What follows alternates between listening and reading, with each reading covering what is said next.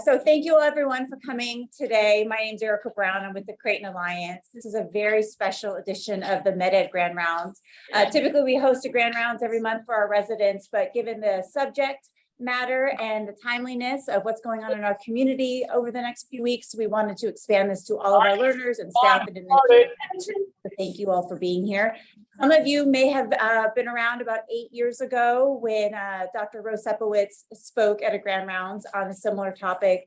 It was riveting, very eye-opening. So you're in for a very informative 30-45 minutes or so. So just a quick overview, an introduction of Dr. Roe-Sepowitz. She is an associate professor in the School of Social Work at Arizona State University and is the director of the ASU Office of Sex Trafficking Intervention Research. She has her master's degree and a doctorate in social work and is a researcher, professor, and forensic social work practitioner. Her expertise includes sex trafficking policies, establishing a prevalence of sex buyers, and sex trafficking victim prevention and intervention design.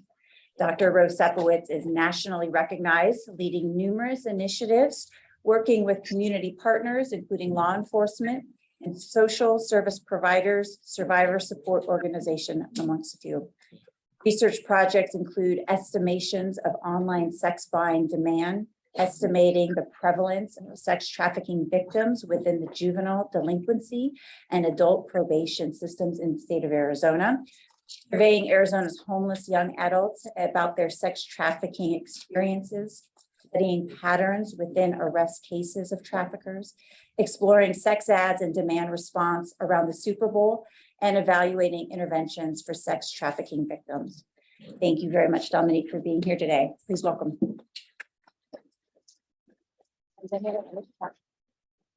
Thank you so much. Bios always kind of freak me out because then you have to live up to so much. So I'm a really nice social work practitioner.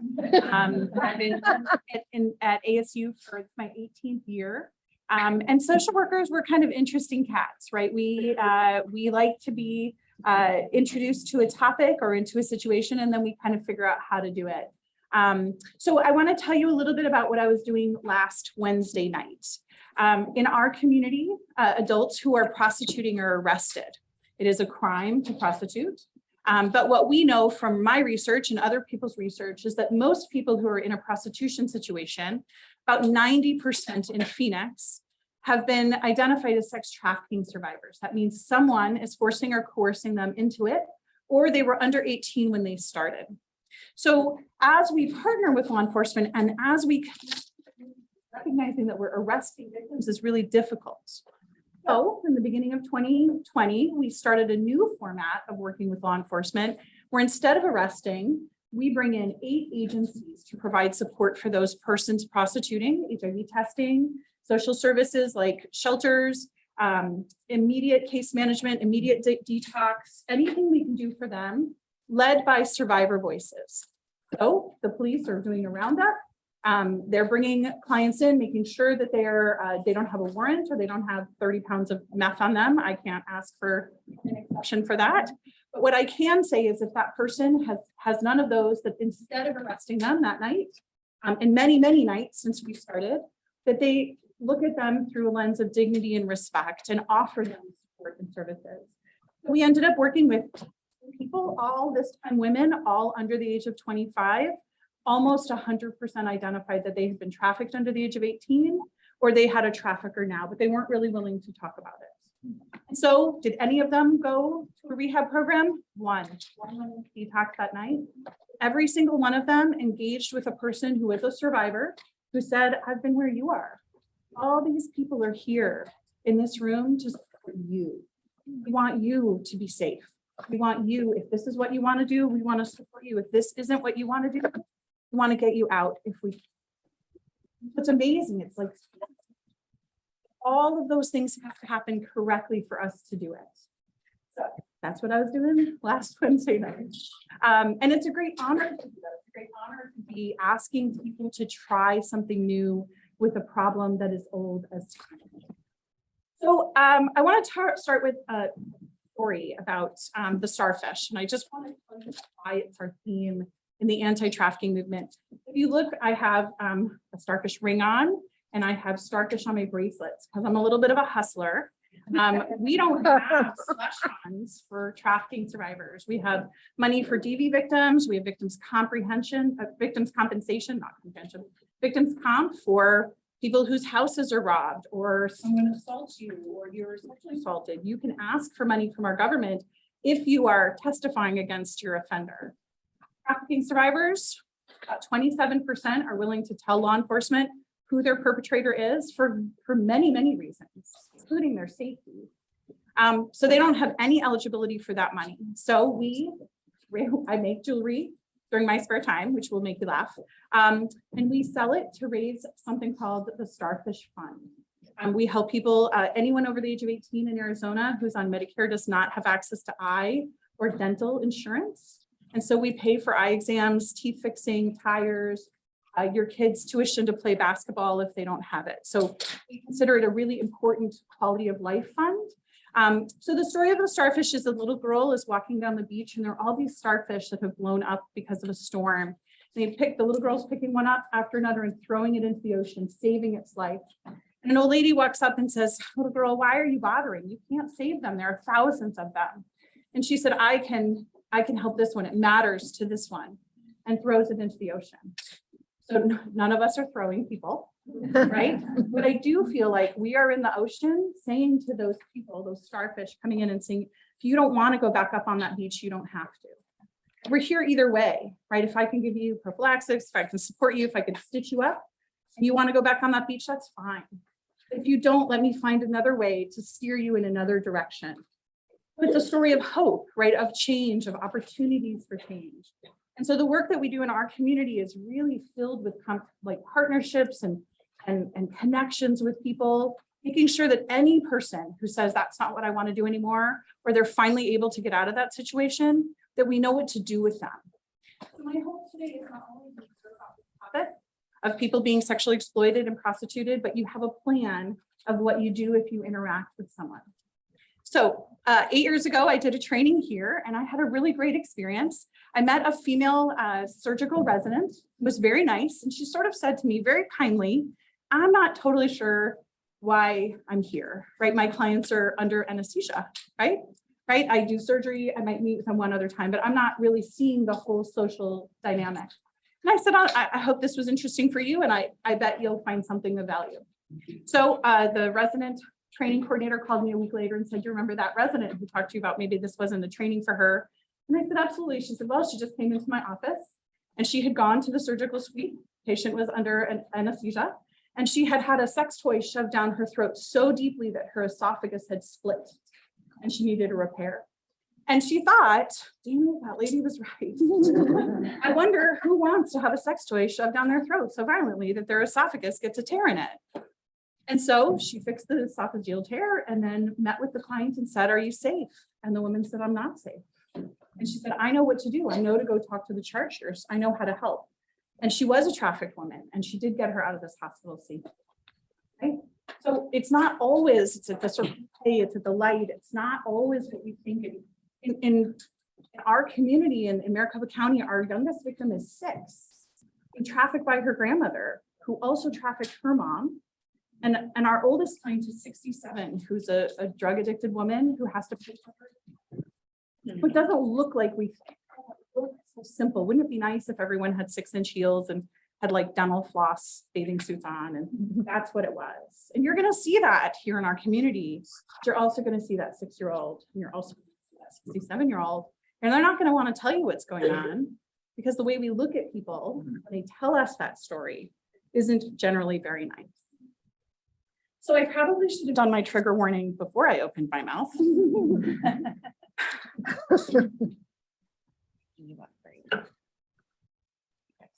Okay. So I'm going to talk to you about some pretty sad stuff. I'm a social scientist and I'm used to this. I'm a trauma-focused therapist by training. I run a housing program called Phoenix Starfish Place, which houses 15 women and their children. It's a beautiful apartment complex up at 18th Avenue in Bell. And I run all the clinical programs around that, including having an acupuncture clinic, a chef that comes in and teaches them how to cook from the food boxes that they're given in the community, which is really hard. I don't know how to use some of that stuff. And so we try to be very practical, but loving and supportive. But I'm used to this conversation. Oftentimes naughty words come out of my mouth, but I'm going to do my very best. If you are upset by what you hear, have a plan. Call your partner on your way out of here. Talk to someone and say, like, that was just really hard to hear. Those stories are really a bummer. I'm going to show video about a 12-year-old who's trafficked. You're not going to see her. You're not going to see her being trafficked. You're going to hear that story. I'm also going to show a video of a person that you will leave not like you. That's fire and how he looks at this situation. You might want to like be a little bit angry at me. Maybe not. You men. You're all good. You're all good people. I'm married. I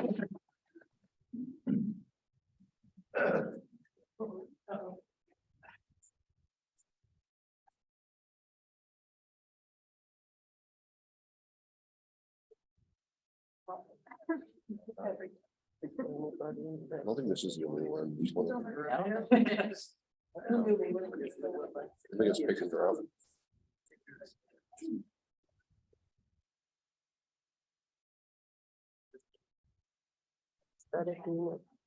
Storage. Other communication to the story is coming. Exactly. So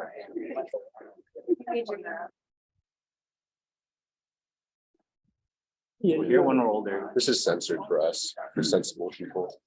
Sorry to interrupt. We can no longer hear you. I'm getting my out of the way now before I was around. Hello?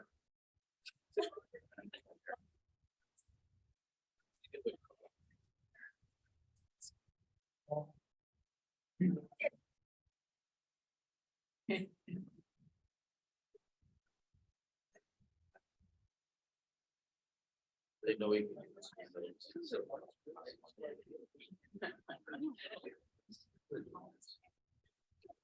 Trust me.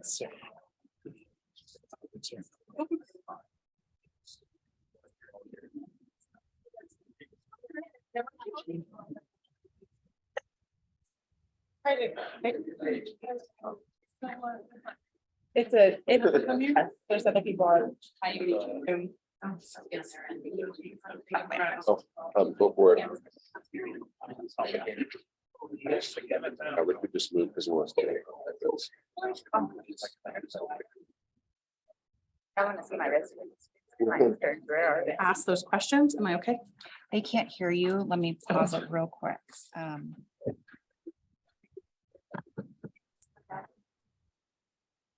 Leah, Now. we can hear you now. But they can't hear us.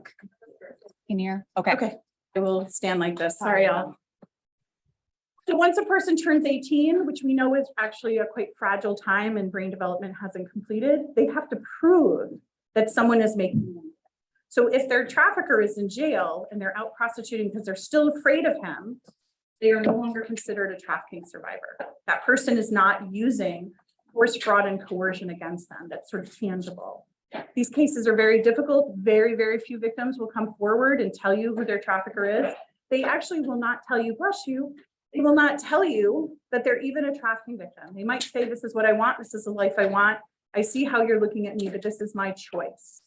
But then the second time you meet with them, and then the third time you meet with them, you might get something different, especially if we talk to them with dignity and respect.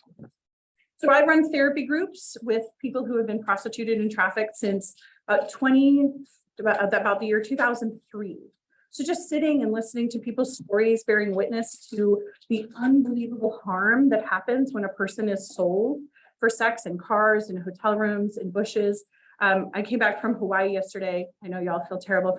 The trafficking there is unreal. They have never convicted a sex trafficker. They only got a sex trafficking law in 2016. In 2014, law enforcement of the legislature and asked to have penetration sex with prostituted people to prove that they're prostituting. This is not long enough ago for us to say in the good old days, right? This is just a few minutes ago. So in Arizona, I hope you feel really proud. We're doing really, really good work. We're working as partners. Our law enforcement are talking to each other. Some counties better than others, but we are really progressive. We're moving about 15 years ahead of that conversation. We still have so much work to do. What we know about minors in our community is that they're less and less caught by law enforcement, which is what used to happen. Now they're more and more detected by teachers, social workers, people at residential programs, group homes, because they've listened. They've said, oh my gosh, why does she have that purse? She shouldn't have that purse. I know she shouldn't. Where did she get that? Right? Or why is she always on the phone? And when I'm talking to her and she answers the phone because someone told her she has to answer the phone. Right? People are starting to make decisions and saying, I think this is a thing to look at, which we're proud of. We know that in our community, males, females, and transgender persons are impacted.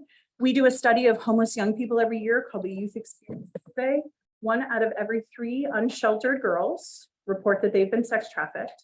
1 out of every 4 boys who are unsheltered in Arizona, and 7 out of every 10 transgendered homeless person in our community from 18 to 24.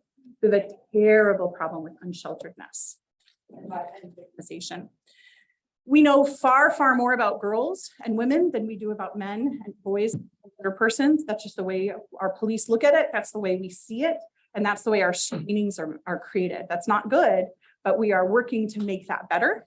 We also absolutely know that African-American persons are disproportionately represented in this specific crime, in both victimization and in trafficker. The stereotypical African-American trafficker, pimp, is absolutely true. 75% of our traffickers are African-American males in all of our research. Is that because of systematic discrimination, lifetimes of their own homelessness, abuse as children? Absolutely. But those are things that are really important as we consider this. And LGBTQI and trans youth are disproportionately represented in all of our work. Many of our homeless young people identified as LGBTQI and trans, and also trafficked. So about 60% of our homeless youth in Arizona are LGBTQI+, and about 58% of them identify as being sex trafficked. So the vulnerabilities are sort of building. The things that prove a person is being trafficked, we used to think that it was kidnapping, right? The zip ties on our cars, right? Some of that really scary boogeyman stuff. Sadly, traffickers are handsome. They smell good, make you feel good. They tell you what you want. They find victims who kind of have gaps, right? Things they want. I want that purse. I want my nails done. I want, or I need. I don't have a place to sleep. I don't have anywhere to eat, right? And if someone is paying attention 24 hours a day to find people who have wants and needs, they're going to find them. So we have many people that you're going to interact with in all of your careers. People who are homeless, people who have been abused, people who are in relationships that are dangerous, and not all of them are going to be trafficked. It's very important that we recognize that if a trafficker finds them, that's when they're trafficked, right? We have to protect people from that approach. Many of us, I'm sure I'm not the only one, have not always made excellent choices of who we date or what we've done or when we snuck out, or some of us were really afraid of our parents. But many of us were 1 or 2 decisions away from something really dangerous happening. More people than not come up to me and be like, it was one. It was one decision. It was one choice. So when we think about the clients and when you see them in front of you, you're going to see that they look like us, right? They're not any different. I was just in Hawaii and with one of my funders who said, I thought the girls in the residential program were going to look different. They look like all kids. And I was like, bummer. Wouldn't it be nice if they had like a big flag on them so we could be a little bit better at detecting them? But unfortunately, they look like all of us. I'm going to skip this because we're going to run out of time, but I want to talk about when you know that someone's in a relationship with someone who's controlling them or harming them. It almost 100% overlaps with trafficking. That in domestic violence, that's one of the absolute keys to trafficking. You very rarely see a total stranger trafficking someone. It's a person who they love, they feel connected to, they're under their control, almost like a cult leader. It's very interesting if you really look at the comparison. The trafficker gives them a new name. They have them call them a name, daddy. They take everything from them completely, no money, no IDs, no nothing. They strip them down completely and tell them what they're going to do, what they're going to wear, what they're going to eat, where they're going to go. And in other cases, they're in it together. She thinks they're in love, that they're going to have a family. She thinks if she brings other girls in, that he's going to love her and take care of her. So again, the biggest problem that we have is it looks like everything, but it almost always looks like domestic violence. The things that make it different are the stigma. I believe we have done a really good job in this country since the 1970s, thinking that people who are in domestic violent relationships are strong. The women, the men, the trans persons who survive those relationships are strong people. We no longer say, why didn't she leave? Or like, dummy, let that restraining order go, right? We logical control, right? Add a little bit of prostitution or sex exchange in, and it changes things a little bit. So I'm going to tell you a story of my brother, who's just a little bit older than me, and I just love him to pieces. 6'5" with brown hair and brown eyes. I don't know how we're completely related, but he's very different from me. But he has never been married, and he has never had big love. Loves my kids, he loves my husband. He's a wonderful person. And I want you to think of him coming to me and saying, Dominique, I have met the woman of my dreams. She is amazing. When I'm with her, she makes me feel so great, with so much happiness. But you should know, when she was 15, she had a boyfriend. He beat her and he beat her and he beat her. And it took her parents a couple months to figure out what was happening. They got her out of the situation. They got her the counseling she needed, and she's doing great. Would you like to meet her? We'd say she's a warrior, right? Like, oh girl, yeah, you survived that. So I want you to think of your brother. He comes to you and he says, I met the woman of my dreams. She's everything I've ever wanted. When I'm with her, I've never been happier, total happiness. But you should know that when she was 15, she had a boyfriend and he beat her and beat her and beat her. And then he sold her to 300 people for sex. Took her parents a couple months to figure it out, got her the counseling she needed. She's doing great. Would you like to meet her? Do we still feel like she's a warrior? Is there something in the way we see that? Is there something in that sex that changes how we feel? I just want you to think about that. There's no good answer. I've done this work for a really, really long time, and there's still just a little hesitation. Just want you to think about that as we kind of go into the work that you're going to do with these clients and how you might interact with them. So there are all these risk factors, right? Childhood abuse, things that happen in people's lives that make them more vulnerable. Because if you have wants, right? We all had wanted. I remember when I was 16, I wanted a jacket. My mom was like, no. You know what I didn't do? I didn't place a sex ad and offer sexual services to make the money to buy myself that jacket. If I had someone who introduced me to that, maybe I would have made a different decision. Right? So we know that all of these things exist: poverty, homelessness, unshelteredness, lack of care, lack of food. People who are unsheltered in our community wake up every morning with nothing, like a net zero, nothing. Imagine what you have to do to survive. So I do want to point out that I'm not like a hysteric. There are many, many people who have all of these risk factors. And nothing happens to them. They just live into their life, right? But if a trafficker is lucky enough to find them, he or she or they will walk them down that road.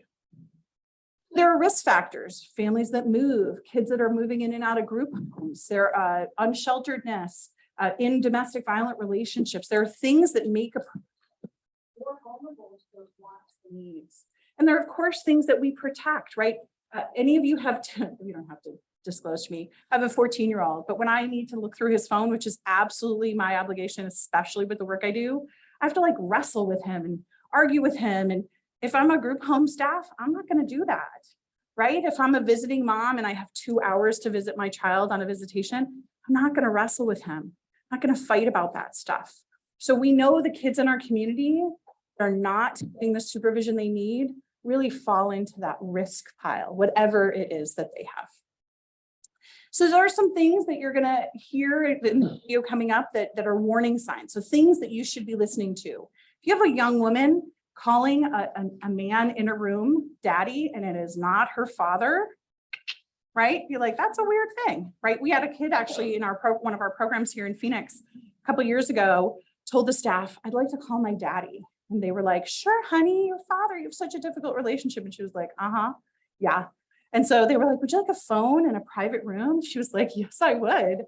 And she called her pimp, and he came and picked her up the next day. She jumped the fence, and the staff just didn't know. They didn't know that was part of this world, this life, this game that our clients talk about.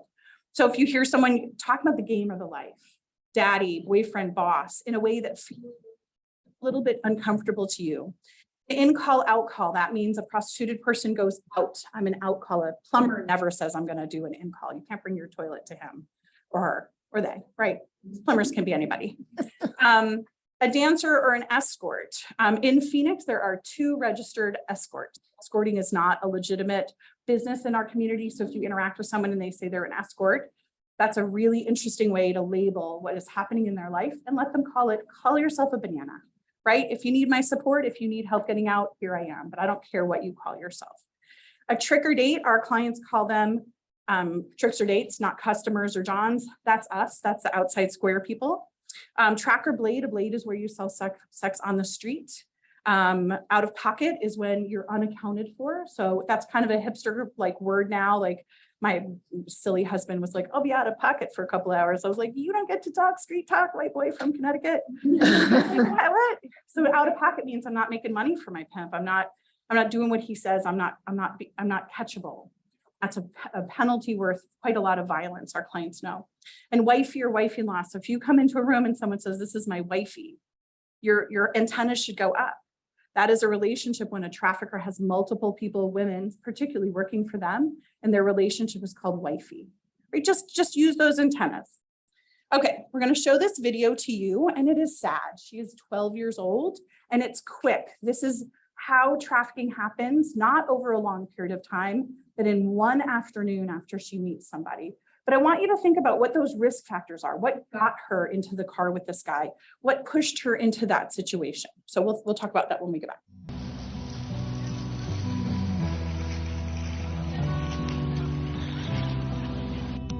You know, you're 12 years old and you're living with your moms, and your mom's is struggling because she didn't think that life was really going to work out like this for her, and she doesn't have a man around, and the men that are around haven't always been that great.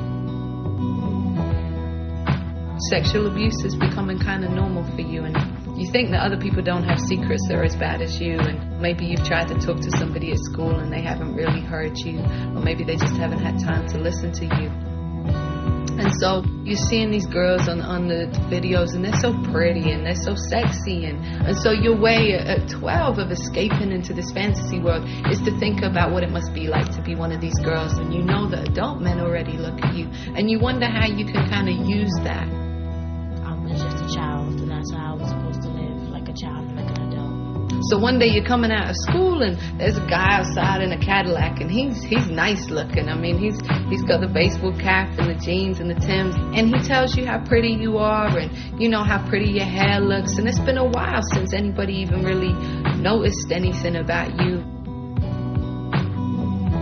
And for the first time, you feel like somebody's really interested in you, because now all of a sudden he's asking you about your dreams and your hopes and where your father's at. And he says that he can be a daddy to you.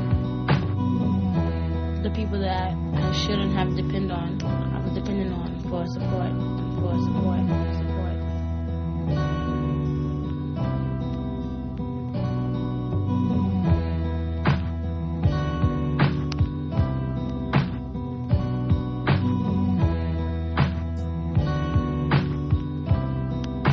And so that night he takes you to a club and he puts you up on the stage and he gives you a few drinks, and there's men throwing dollars at you, and it's scary, but all the time you're just looking at his face in the back of the room, and he's like, you know, go ahead, baby girl, go ahead, you're doing it for daddy. And you're feeling proud because nobody's ever said that to you.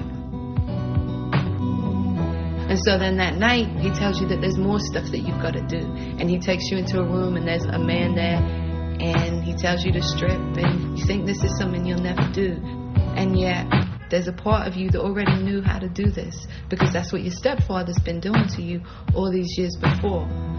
And so you turn that trick, and it's like a part of you has died inside.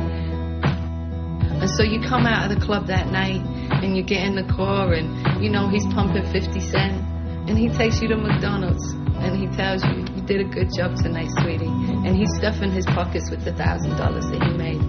And right now, you're happy.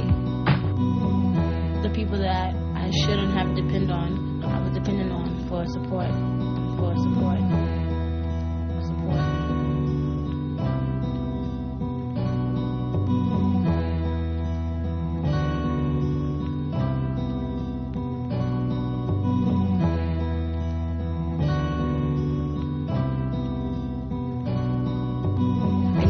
feel like this is the best that it's ever gonna get, and everything else in your life has prepared you for this moment. All the sexual abuse, or the neglect, or the drama, or the pain, or the trauma has prepared you for tonight, where you stepped across a line that you always thought you'd never really quite step across. And you don't realize that night what it'll be like to be on the track and get raped.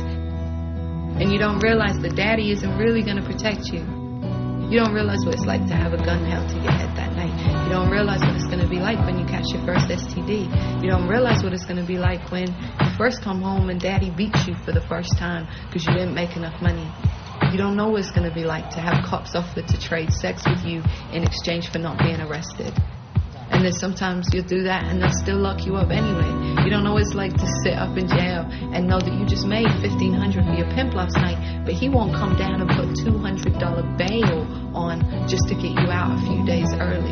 You don't know what it's like to walk down the street at 6 o'clock in the morning when you're just getting off work and people are starting their day and they see you and they know what you do and they look at you in a way that you just don't feel like you belong in that world anymore. And you don't know what it's like to feel like you've lost part of yourself along the way and to feel like you'll never leave. And no matter how many times you try to leave, he'll always find you and catch you. But that night, all you care about is the fact you're riding in a Cadillac and you're eating McDonald's and you're listening to 50 and you got this one man who you really think loves you sitting right by your side.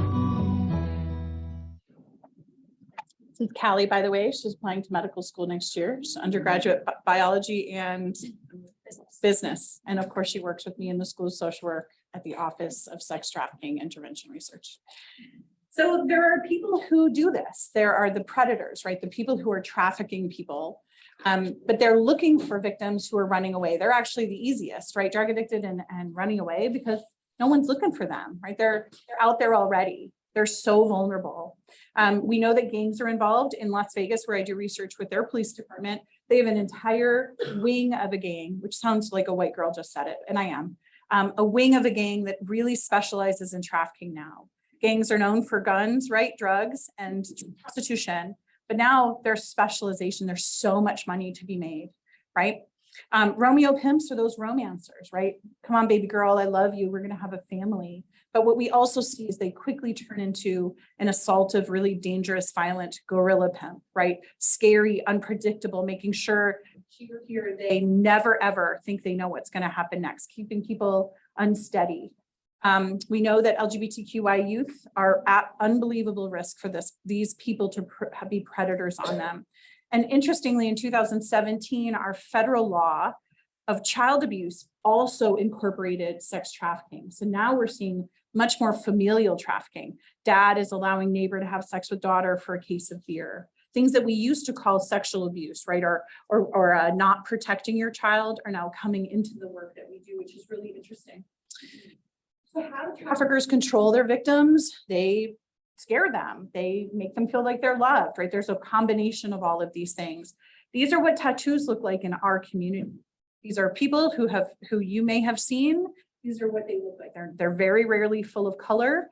One of my residents at Starfish Place had a swastika on the back of her neck.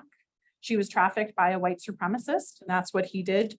Another had Aryan Nation on her arm. We've actually been able to get her tattoo, both of them, tattoo removals, right? So be careful that we think what we see, right? My clients were not white supremacists. They were trafficked by a white supremacist and were told what to think and feel.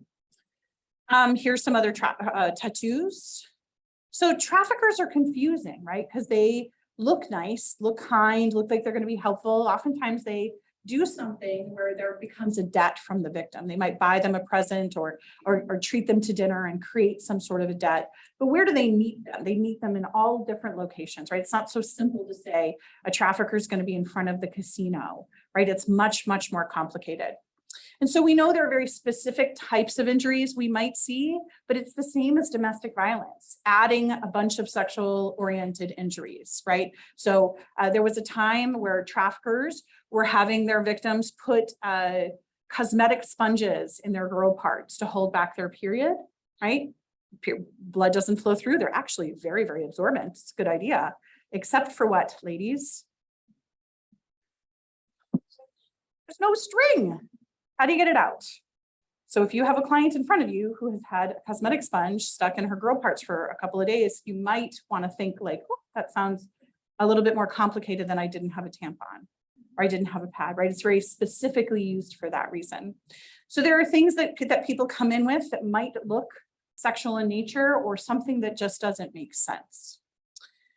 So I want to talk to you about buyers, and then we're going to have questions. So this is Lawrence Taylor, and I can tell you that from my research on buyers are all genders, mostly men from our research, but we believe lots of different types of people buy sex.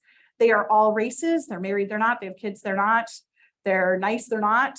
Or they buy people every day. They don't. They buy them once a year, right? We have a huge range of people who buy. What this guy does is he says it all out loud, which is just amazing. So this is Lawrence Taylor. This is about 8 years ago. He landed in New York after traveling for a bit, and he went to his hotel, called a friend, and had a prostituted person brought to his room. She had just been beaten in the car, so her eye was swelling up, and you could see the finger marks around her neck, but they were just bright red. And he said to her, "Are you okay?" And she said, "I'm okay." And he said, "How old are you?" And she said, "I'm 19. And he had sex with her for $300. They made that deal, and she said, "Okay." So when they were finished, her eye was swollen all the way shut, and you could count the finger marks that were deeply bruised now on her neck. Gave her $300, and she left the room. She went down the elevator, got into the lobby, and security in the lobby said, "Man, you cannot leave our hotel looking that way. Can you please come into the security room?" She said, "Yeah, because I'm going to go outside and my boyfriend's going to beat me again." And he said, "Well, what's going on?" And she said, "Well, I just had sex with someone for $300. And the security guy said, "How old are you?" And she said, "I'm 16. So they went out into the parking lot, arrested that trafficker. He actually got 17 years in prison for hurting her, harming, and prostituting her. They went upstairs and they arrested Lawrence Taylor. He did not spend one evening in jail. He did get a sex offender label, which sucks, but no penalty, no fines, no other problems in his life. And then he went on Fox News that day and did this interview.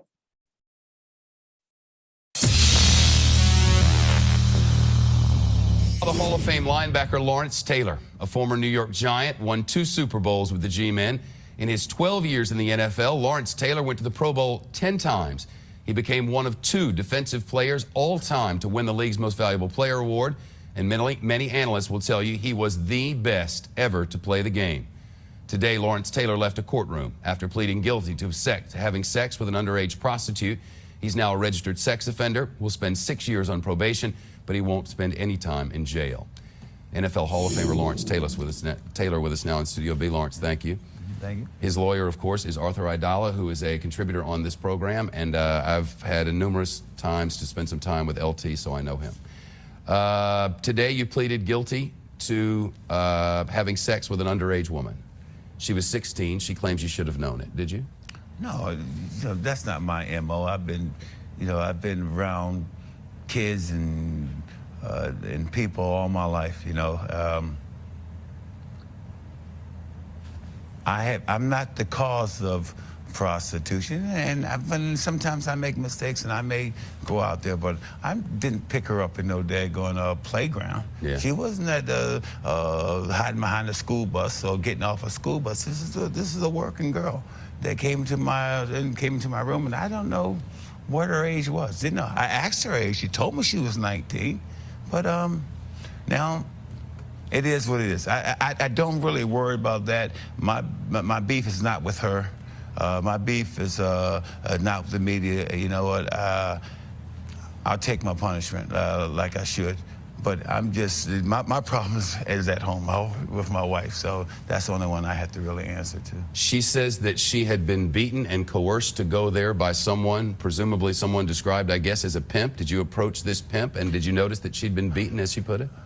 Well, says she's been beaten and stuff, and we've had her affidavit saying that she was just trying to get away from the pimp. And she was sorry that I got caught up in all the fray and all the aftermath and stuff. But now all of a sudden, now it's something different. I guess it's suit time now, so it's a different story.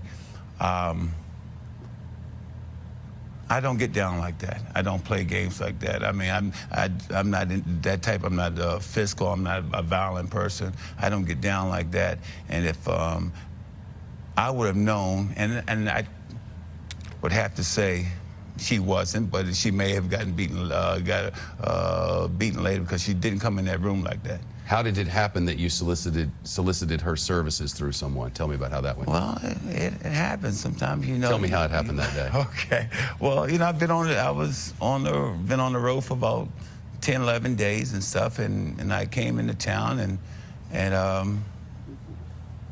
actually I made a phone call to a friend of mine that and he made a phone call and what'd you say to the friend?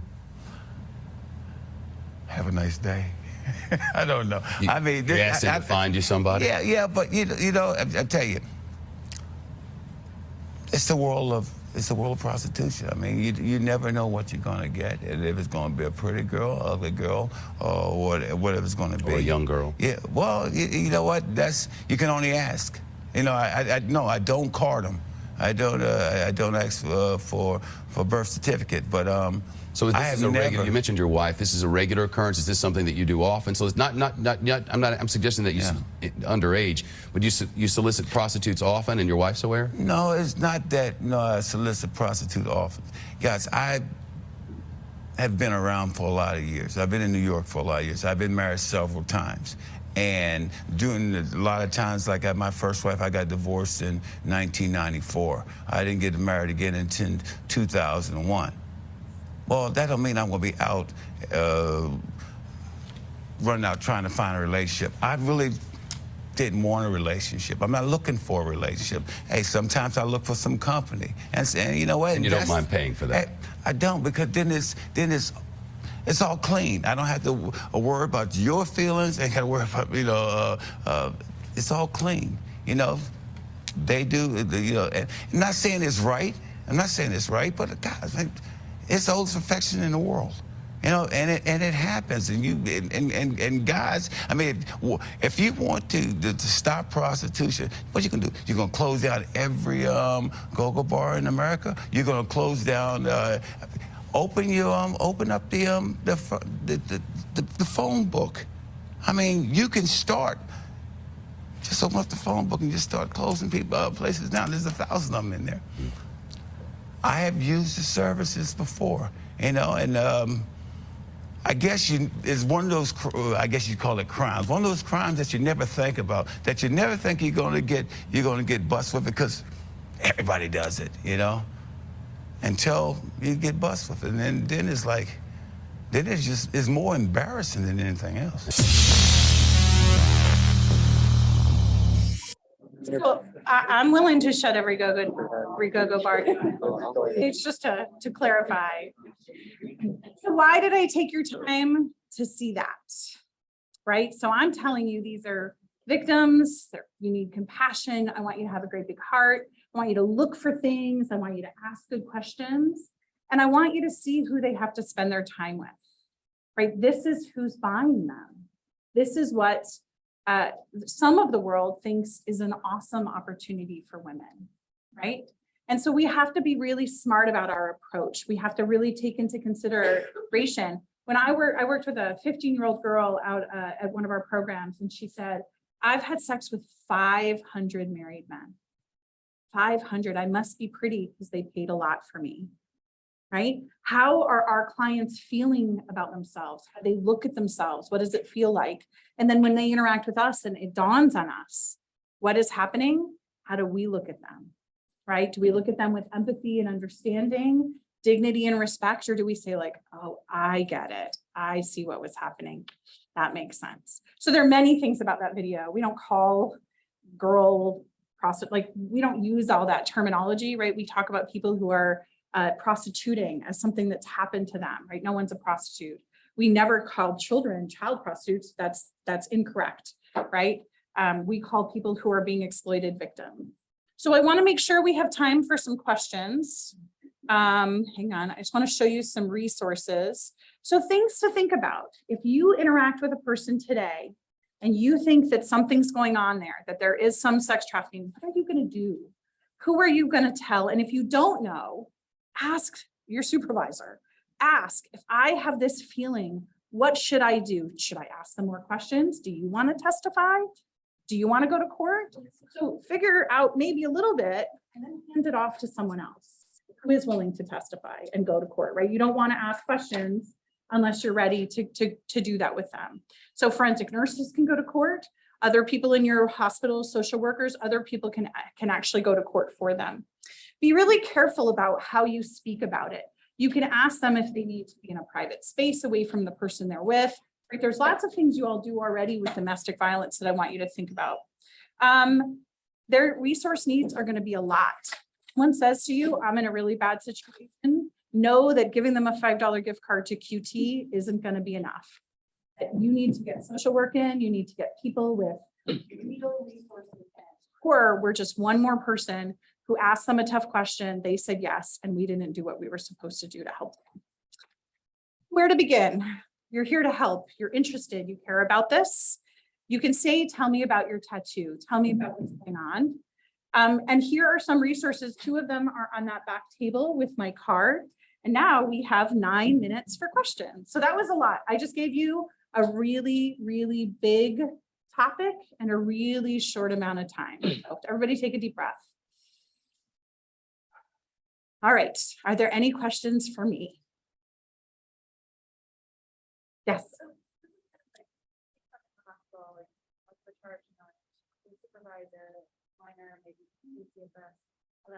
What if you see something like, not while you're working, something you're not doing or not? You said that law enforcement is now an ally in this. So what would your recommendation be if that were the case? Great. So the question is, what if I see something in my own private life? I'm in Circle K or getting gas, or I'm driving down 27th Avenue and I see something that really worries me. So there are 2 options for you. One, if you think it's a child, as a mandated reporter, like we all are, you're obligated to call 911. You actually aren't obligated to call DCS because you don't have all of that information like you would in your work situation. But I would advise you to call the police, and I would advise you to say something if you saw it.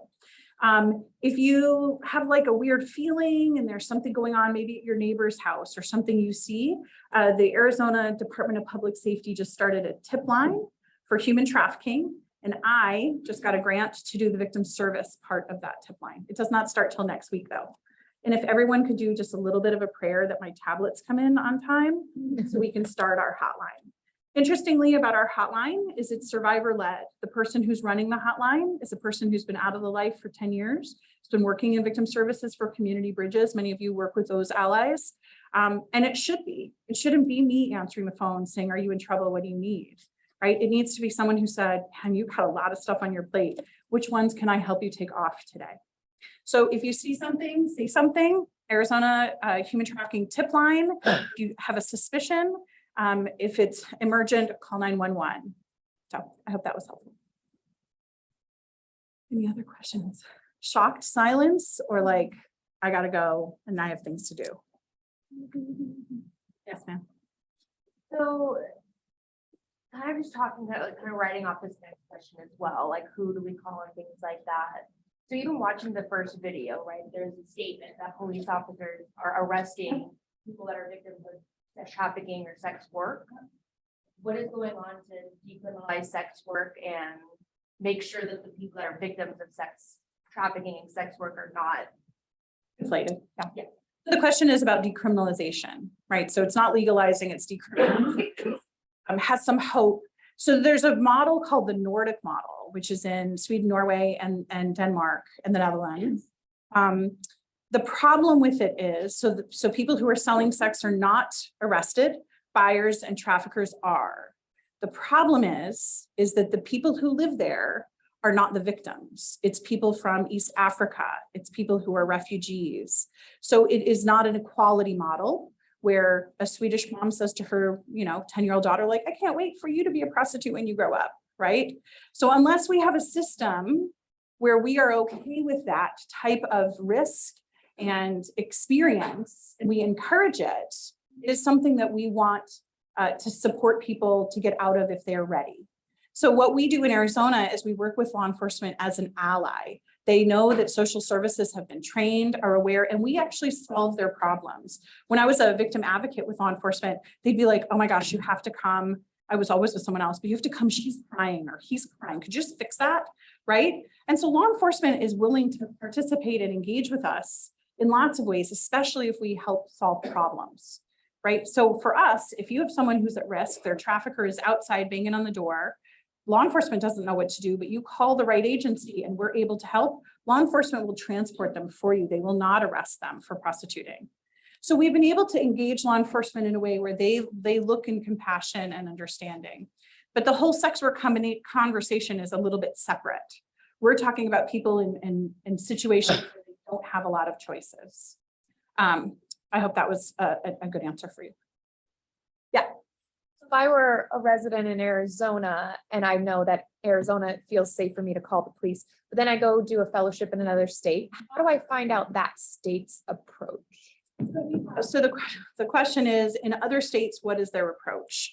And so some states are really, really engaged and some states are not. Because we're such a new field, Arizona has 3 Office of Victims of Crime grants. Other states have none. So there's some infrastructure for people to get services, where in maybe New Jersey, there's none. So the infrastructure has to be built kind of from the ground up. So I would look for task forces in your community. In our community, we have a city task force, a human trafficking task force, and a governor's council. And that's where my research goes to both of them. And that's how they apply for grants like that. So great question. Every state, unfortunately, is really different. Any other questions?